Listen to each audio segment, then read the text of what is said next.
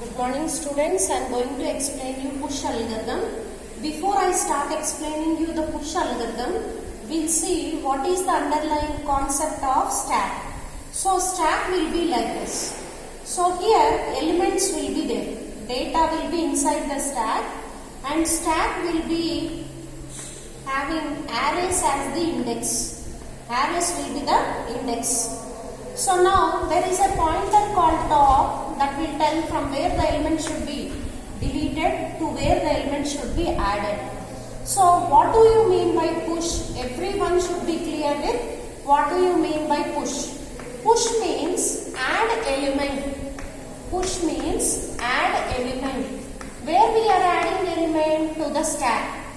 That we call it as push algorithm, students. That we call it as push. So, first step what will take place is, when I want to add element, write down the understanding. When I want to add element, I have to check. When I want to add element to the stack, add element to stack, I have to check for place. Okay? So I have to check if space is there in stack or not. The step how we are going to write down is top is equal to n minus 1. Top is equal to n minus 1. Because the index is 0 to n minus 1. For example, the n minus 1 is here. 0 to n minus 1. So if the top is here means there is no space here. While top will be always showing the recent element. For example, here all the elements are there. Top will always show the last element. So top is equal to n minus 1 means we can't add any element into the stack. It is not possible. So the first step in the algorithm is top is equal to n minus 1. If this step is true, we will tell stack is full.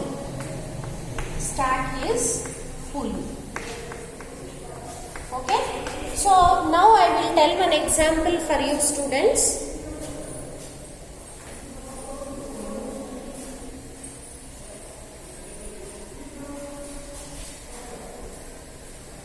This is a sanitizer bottle.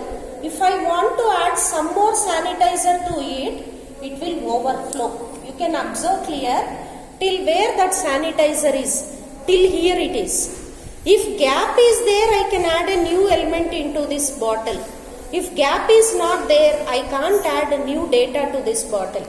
In the similar way, if you want to add data, stack should be free. If stack is full, students, we can't add data into the stack. That should be your first step.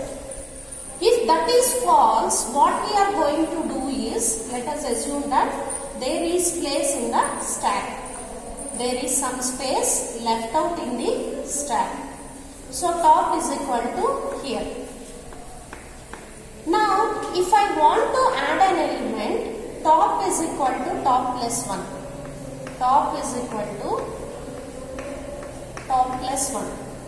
So, plus 1 means top is at A of 1. We are not speaking about data, students. Top is at A of 1. Now, top is equal to A of 1 plus 1 is A of 2. Top should be incremented here. A of 2. Here data has to be added. Third step is, there is a memory location called ITM. In that memory location there is data. The data that is there is 3. Now what we are doing is, we are shifting the data from ITM to the stack where top is showing. Now element 3 will be shifted here. Okay? So that is how it takes place. Now let us write down the entire algorithm. If one step is missing also, they will not give marks for you. So So first step is, if top is equal to n minus 1, if top is equal to n minus 1, stack is full. Stack is full. Stack is full. If this condition is satisfied, means we can't add element. If this is false only, what did we do? Top is equal to top plus 1. Third step, from ITM we are shifting to the stack where top is showing, and next one is return. This is the algorithm, students. Hope I feel that you understood it easily with this method. I need to give your comments so that we can make some more improvements to this. Thank you, students.